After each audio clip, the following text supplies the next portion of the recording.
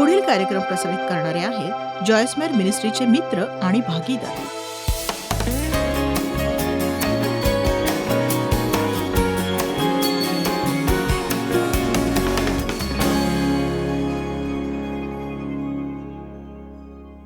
तुम्ही वचनासाठी तयार आहात का?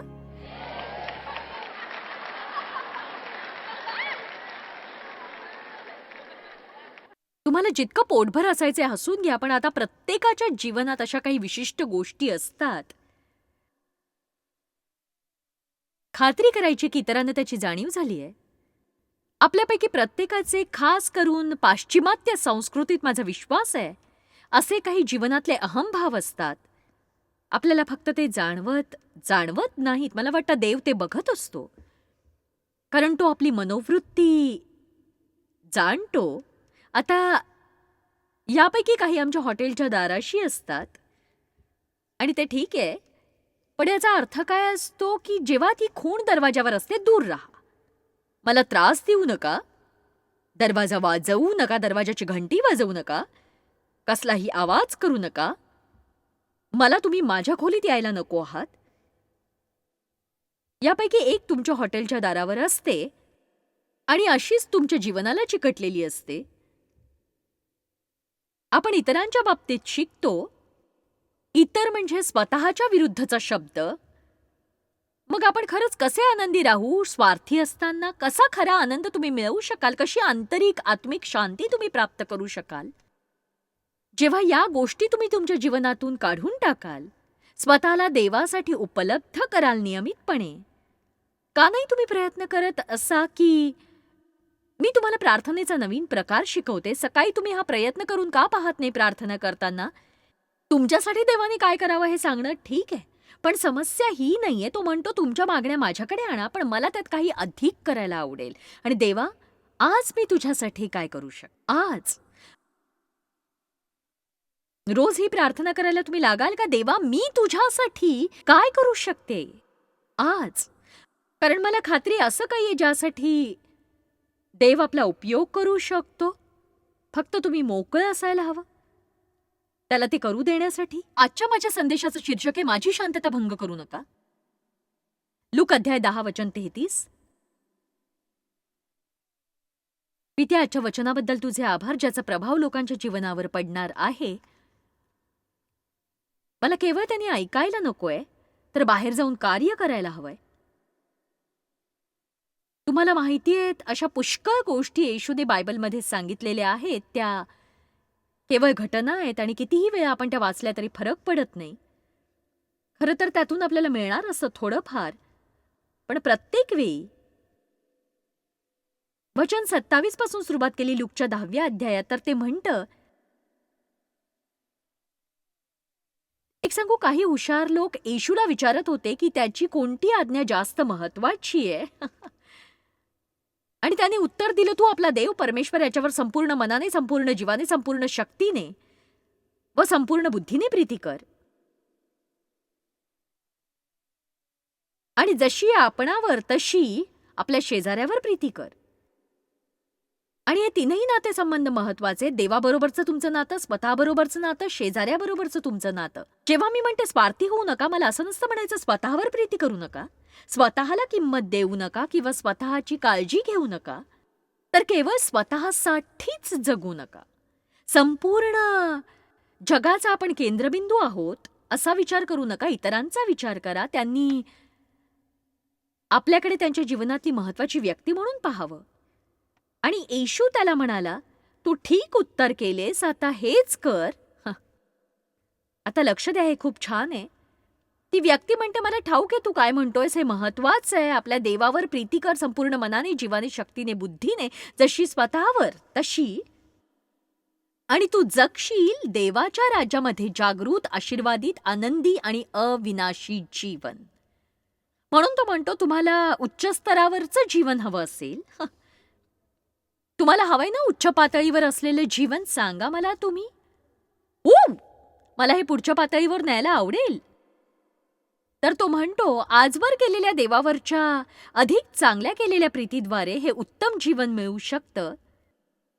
आपण ख्रिस्तात कोण आहोत, आपली देवाचं लेकरू म्हणून काय किंमत आहे हे समजून घेऊन सगळ्या असुरक्षिततेपासून सुटका मिळवणं, स्वतःवरच्या भीतीपासून सुटका. देव तुम्हाला जाणतो. जेव्हा त्याने स्वतःच्या नात्यात तुम्हाला पाचारण केलंय,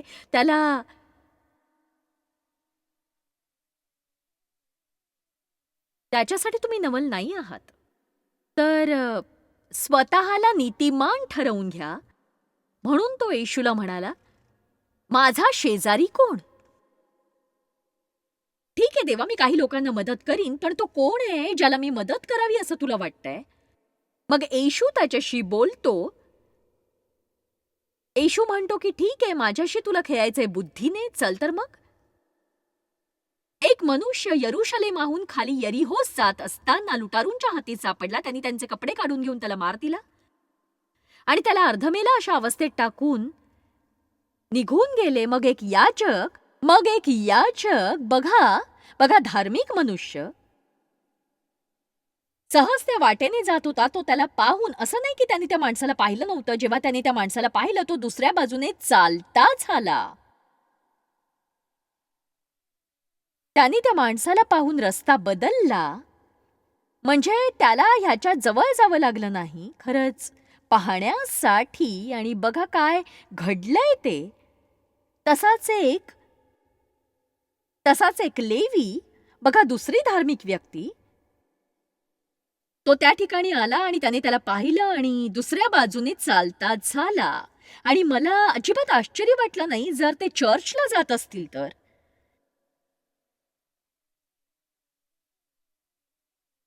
कारण त्या दिवशी ते जास्त घाईत होते, कारण इतरांवर प्रीती करायला त्यांच्याकडे वेळ नव्हता. चर्चला जाऊन यासंबंधी दुसरा एक उपदेश ऐकायचा होता त्यांना. चला आता तुम्ही आलात, तुम्हाला हे छान समजेल. आपल्यासाठी हे खूप सहज आहे की एकत्र येऊन हे सगळं लिहून काढायचं. आराधनेसाठी एक लोकांना आवडणारं गीत लिहिणं खूप सोपं आहे. या प्रकारे आज सगळं काही होत असतं. आतापर्यंत लिहिली गेली त्यापेक्षा अधिक प्रेमगीतं आज लिहिली जातात. पण या ग्रहावर असणाऱ्या प्रत्येक ख्रिस्ती म्हणवणाऱ्या व्यक्तीने एक काम करायला हवं की पाय धुवायला हवेत, जे पाय धुणं या संकल्पनेत बसेल. आणि जर प्रत्येक जण जगातल्या त्या कोपऱ्यातून बाहेर पडतील, जिथे कुठे असतील तिथून, त्यांच्या बागेतून, शाळेतून, व्यवसायाच्या जागेतून, कामावरून, आणि ते बाहेर पडतील देवाने दिलेल्या नोकरीप्रमाणे आणि म्हणतील, देवा मी तुझी कर्मचारी आहे, आज मी तुझ्यासाठी काय करू शकतो, मला दाखव देवा, कृपा करून मला दाखव, आज मी कुणाला मदत करू, कारण आज मला संपूर्ण दिवस माझ्यासाठीच घालवायचा नाही आणि इथून पुढे मी असं करणार नाही. खरंच इथून पुढे मी असं करणार नाही. मला सांगायला अभिमान वाटतो की संपूर्ण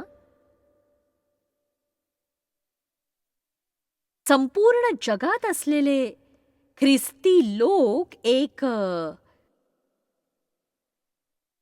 प्रभावी असा बदल पाहू शकतील नैतिकतेमध्ये आणि आपल्यात असलेल्या सामर्थ्यामध्ये. ख्रिस्ताची गरज असलेल्या सगळ्या लोकांना केवळ कार्यक्रम पाहण्याने किंवा चर्चला जाण्याने आपण जिंकू शकत नाही. पुष्कळसे लोक ज्यांना त्याची गरज आहे ते तुमच्या बाजूच्या कोपऱ्यात असतात. आणि म्हणूनच या दोन व्यक्ती केवळ म्हणायचं म्हणून म्हणूया की चर्चला चालल्या आहोत, त्या जराही वेळ नव्हता कुणावर प्रीती करायला.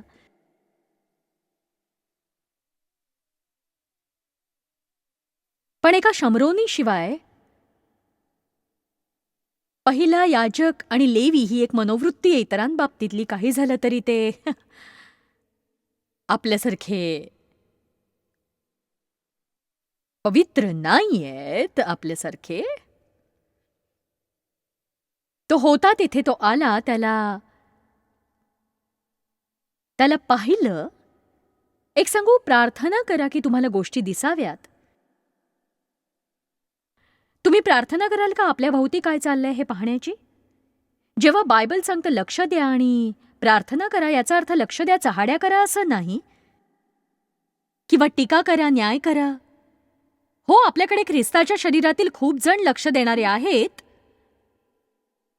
पण लक्ष द्या आणि प्रार्थना करा म्हणजे काय? पण असं बघा, देवाने सुमारे 2 वर्षापूर्वी मला सांगितलं, मला असं काही करायला सांगू नकोस. कुणासाठी तरी काहीतरी जे तू स्वतः आरामात करू शकतेस, पण तुला करायचं नाही.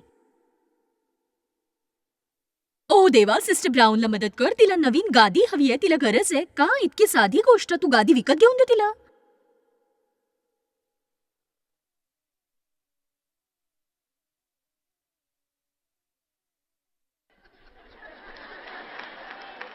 काय भन्नाट कल्पना आहे.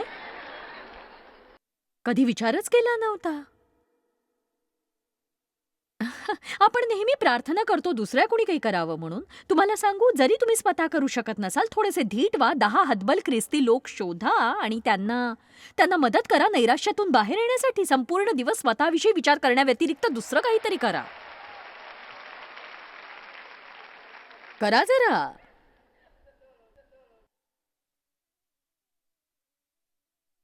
तर कुणी एक शमरोनी त्या वाटेने चालला असता. तो होता तेथे आला आणि त्याला पाहून त्याला त्याचा कळवळा आला.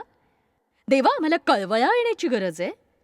तो कणव आणि करुणेने कळवळला त्याच्या जवळ गेला, त्यावर उपचार केला, त्याच्या जखमांना तेल आणि द्राक्षरस लावला आणि आपल्या घोड्यावर बसवून. हे सगळं कष्टाचं काम होतं. जखमी माणसाला घोड्यावरून घेऊन जाणं कठीण काम होतं. त्याला उतारशाळेत त्याने आणलं. तो तिथे राहिला. त्याने त्याला सांभाळलं. मला हे सांगायचंय की शमरोनी देखील चालला होता कुठेतरी. तो काही खुशाल चेंडूसारखा फिरत नव्हता त्या दिवशी. खड्ड्यात कुणीतरी पडलेलं पाहून त्याच्यासाठी वेळ आणि पैसा द्यावा. कुठेतरी जाण्यासाठी तो त्याच्या मार्गात होता, त्या याजक आणि लेवीसारखा. पण त्याने काहीतरी पाहिलं जे त्यांनी पाहिलं नव्हतं. त्याने त्याला त्याच्या घोड्यावर ठेवलं, त्याला उतारशाळेत आणलं, त्याने त्याचं काहीतरी नाव घेतलं.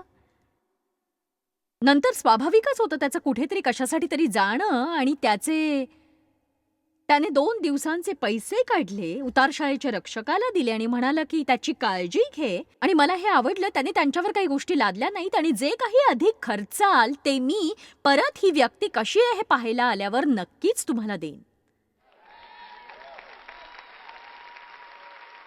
एक सांगू, आपल्या काही सीमा असतात. जसं हे आपण चर्चमध्ये करतो आणि नंतर मग नेहमी आपण या असल्या प्रकारच्या गाठीभेटीत सापडतो. आपण 5 किंवा 50 देतो जेवढी गरज असेल आणि ही जशी एक वेगळी बाब आहे, पण आपण ती करतो.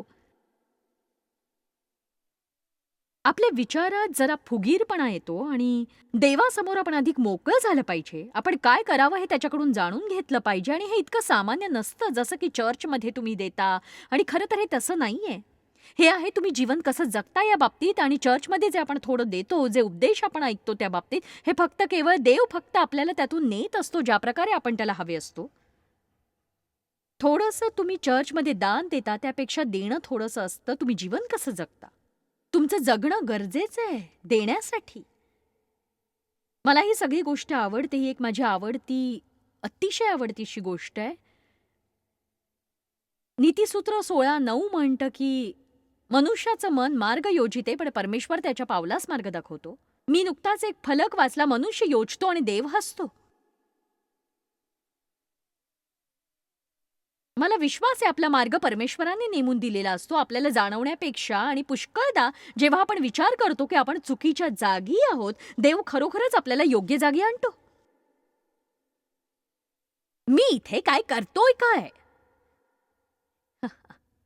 हे घडलंय यावर माझा विश्वासच नाहीये. हे कसं काय घडलं? येशूला ठाऊक होता फरक दैवी आणि दानवी अडथळ्यांमधला. आणि जणू काही लोकांना ते मागे खेचत असतं आणि खरोखर संतुलितपणा कधी समजतच नाही. माझ्या प्रार्थनेच्या वेळात तुम्ही मला कधीही विचलित करू नका. तसंच देवाबरोबरच्या सहभागितेच्या सकाळच्या वेळेत विचलित करू नका. जर महत्वाचं नसेल तितकंसं तर असं नाही मी संकुचित मनाचे, पण नको. कारण पुष्कळ वर्षांपूर्वी मी शिकले की जर मी तो वेळ देवासोबत नाही घालवला तर तो दिवस चांगला जात नाही. आणि हे खरं तर चांगलं नाही की तुम्ही संदेशवाहक आहात आणि तुम्ही चांगले नाही. आमेन. मला खूप मदतीची गरज आहे. मी स्वतः काहीही करू शकत नाही. मला हे ठाऊक आहे. रोज मी देवाला सांगते, मला ठाऊक आहे मी तुझ्याशिवाय काहीच नाही. जर तू मला मदत केली नाहीस, मला सामर्थ्यवान केलं नाहीस, तर मी काहीही योग्य करू शकणार नाही. मला आठवतंय सुरुवातीला जेव्हा मला कळायला लागलं, की मी देवासोबत वेळ घालवायला हवा, तेव्हा घरात मुलं गोंधळ घालायची, की "तू तू काय करत असतेस त्या खोलीत? तू आमचा नाश्ता का नाही तयार करत?" मी म्हणायचे, "हे बघा तुम्ही मोठे आहात. तुम्ही स्वतः दूध घेऊन त्यात पौष्टिक टाकून खाऊ शकता. जर तुम्ही हुशार असाल तर माझ्या खोलीत मला राहू द्याल. मी जर आत असेल तर तुमचं जीवन अधिक चांगलं होईल." तर ही अशी गोष्ट आहे, की इतरांना तुम्ही तुम्हाला विचलित करू द्यायचं नाही. देवासोबत तुम्ही वेळ द्यायला हवा, कारण इतर कशासाठी तुम्ही चांगले राहत नाही. जर तुम्ही तसं केलं नाही तर तुमची योजना ही मग कार्य करत नाही. जोवर देव त्यात हस्तक्षेप करत नाही आणि जेव्हा देव त्या योजनेत हस्तक्षेप करतो तेव्हा जेवढा वेळ तुम्ही त्याच्याबरोबर घालवला असेल त्याने सांगितल्याप्रमाणे तो तुमचा वेळ परत तुमच्यासाठी मुक्त करील आणि दुसरं काहीतरी सोपं करील किंवा दुसऱ्या कुणाला तरी त्यामध्ये मदतीसाठी पाठवील, हे लक्षात घ्या तुम्ही. आणि पुष्कळ असे मार्ग आहेत ज्याद्वारे आपण हे करू शकतो. माझे पती खरोखर अद्भुत आहेत. लोकांसोबत बोलताना, त्यांच्याशी जुळवून घेताना, मिसळताना इतरांना हे जमत नाही बऱ्याचदा. आणि हाही एक भाग असतो ज्या प्रकारे आम्ही आदरातिथ्य करतो. अनोळखी किंवा परदेशी लोकांचं त्यांना आवडतं ते. काय घडू शकेल जर फक्त तुम्ही तुमच्या 3 मित्रांसाठी चर्चला जाण्याऐवजी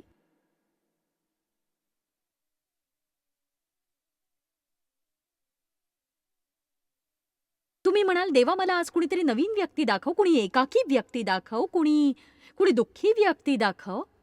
आणि मग कसं वाटेल जेव्हा असं कुणीतरी भेटेल आणि तुमच्या 3 मित्रांसोबत तुम्ही तिच्यासोबत बसाल. बघा आम्ही तसं करत नाही, उलटं करतो आपण काहीतरी. "मी चर्चला चालली आहे. मला त्रास देऊ नकोस. मला चर्चमध्ये माझ्या जागेवरच बसायचंय.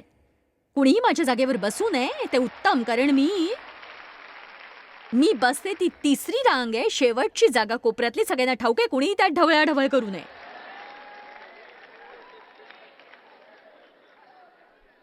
चला आता माझ्याबरोबर गोंधळ घालू नका, मी ख्रिस्ती आहे.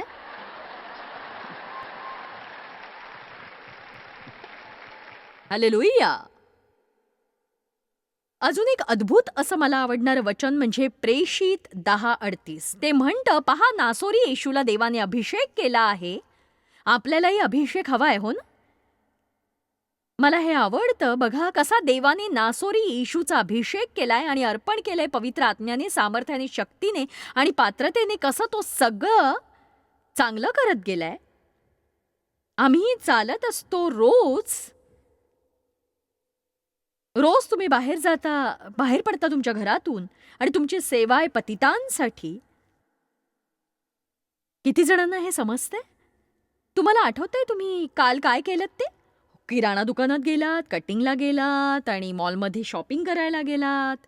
इकडे गेलात, तिकडे गेलात. पण किती लोकांना तुम्ही स्पर्शून गेलात? किंवा किती अशा लोकांना पूर्णतः टाळायचा कसोशीने प्रयत्न केलात? त्यांच्याशी बोलायला आणि हसायलाही तुमच्याकडे वेळ नव्हता आणि तुम्ही किराणा मालाच्या ओझ्याने ट्रॉली भरलेली होती. एक वृद्ध आजी होती जिच्याकडे 2च वस्तू होत्या आणि तिला पुढे जावं असं तुमच्या मनात आलं, पण नाही, तुम्हाला घाई होती.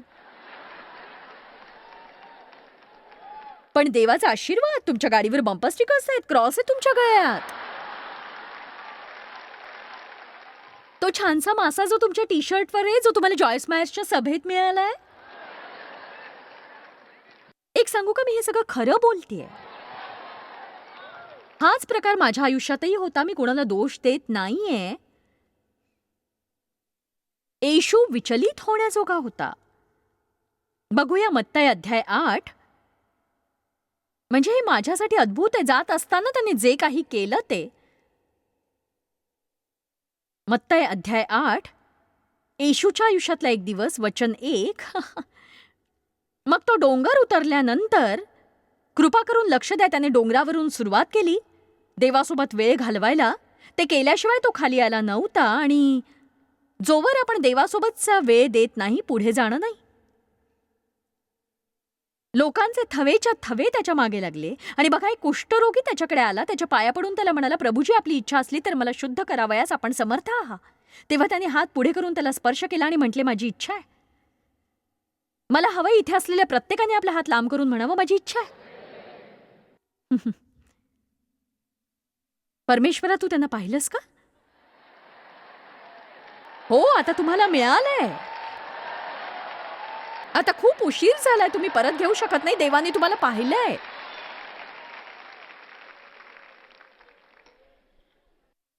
त्याच्याकडे असा कॅमेरा आहे, आजकाल लावतात ना ते सीसीटीव्हीचे कॅमेरे.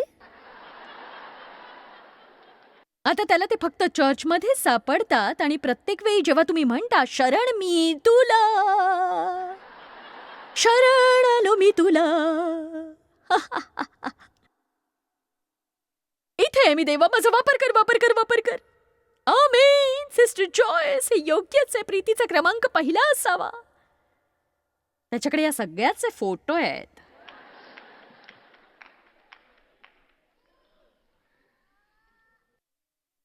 आणि मग येशू म्हणाला, बघ, हे कुणाला सांगू नकोस, तर स्वतः जाऊन याजकाला दाखव आणि त्यांना प्रमाण पाहावे म्हणून तुझ्या शुद्धीकरता मोशेने नेमिलेले अर्पण व्हा. वचन 5. मग येशू कफरनहुमास आल्यावर एक शताधिपती त्याच्याकडे आला आणि त्याला विनंती करून म्हणाला, प्रभूजी, माझा चाकर पक्षघाताने अतिशय पीडित होऊन घरात पडलाय. येशू त्याला म्हणाला, काही हरकत नाही, मी येतो, मी येऊन त्याला बरं करीन मी.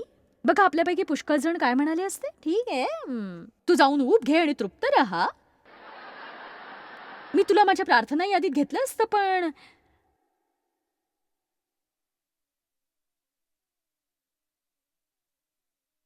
जे काही मला सांगायचे आजच सांग, कारण मी दुपारी बाहेरगावी जाणार आहे.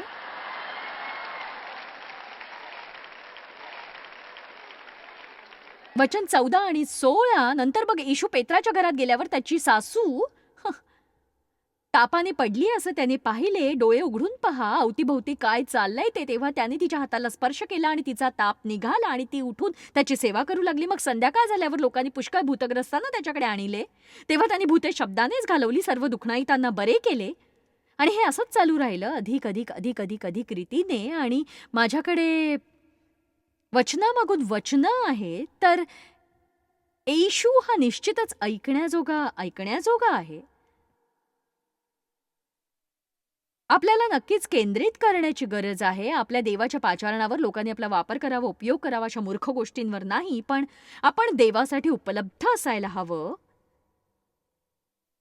कृपया तर्कवितर्क करू नका. बघा, चर्च बाहेर आपण बरंच काही करत असतो आणि इमारत म्हणून देवासोबत वेळ घालवण्यासाठी आपण तिथे जातो, पण खरं पाहू जाता आपणच चर्च आहोत. आणि असं जीवन आपण सर्वत्र जगायला हवं, जिथे कुठे आपण जाऊ तिथे. लोकांनी बाहेर पडून जिथे कुठे जातात तिथे आपलं ख्रिस्ती जीवन जगावं, याची आपल्याला गरज आहे. तुम्हाला कल्पना आहे का, इथे असलेले कितीतरी लोक असा स्पर्श करू शकतील ते माहितीये तुम्हाला? अरे बाप रे, ही एक अभूतपूर्व घटना असेल. तुमच्या जीवनावर जर शांतताभंग करू नका अशी पट्टी असेल, तर आजच्या शिकवणीद्वारे तुम्हाला प्रोत्साहन मिळेल ती काढण्यासाठी आणि देवासाठी ते करण्यास उपलब्ध व्हा ज्यासाठी त्याला तुमची गरज असेल. लक्षात ठेवा, हे जीवन देवाला गौरव देण्यासाठी आहे आणि लोकांवर प्रीती करण्यासाठी. आणि मला विश्वास आहे आपल्या जीवनात जे घडतं त्यावर लक्ष केंद्रित करा. जर लोकांवर प्रीती करण्यावर लक्ष केंद्रित कराल, प्रीतीविषयी शिकून लोकांसाठी आशीर्वादित होण्यासाठी, तर तो विभाग आहे ज्यात तुम्हाला जीवनात प्रौढ व्हायला आणि शोधायला हवं. जितका जास्त तुम्ही लोकांचा विचार कराल तितका तुम्हाला आनंद मिळेल. जॉयस्मायर मिनिस्ट्रीज करता तुम्ही खूप मौल्यवान आहात. आम्हाला तुमचं कौतुक आहे आणि जगभरामध्ये हे सेवा कार्य शक्य करण्याकरता आम्ही आमच्या मित्रांचे आणि पार्टनर्सचे आभारी आहोत. आम्ही एकत्रितपणे भुकेल्यांना खाऊ घालतो, गरिबांना वस्त्र देतो आणि राष्ट्रांना सुवार्ता सांगतो. तुमच्या प्रार्थनेच्या विनंती करता आमच्याविषयी आणखी माहिती मिळवा. जॉयसच्या कॉन्फरन्सच्या तारखा पहा आणि ख्रिस्ताची प्रीती जगभरामध्ये पसरवण्याकरता आमचे सहभागी व्हा. याचा सर्व खर्च जॉयस्मॅक मिनिस्ट्रीचे मित्र आणि भागीदार करत आहेत.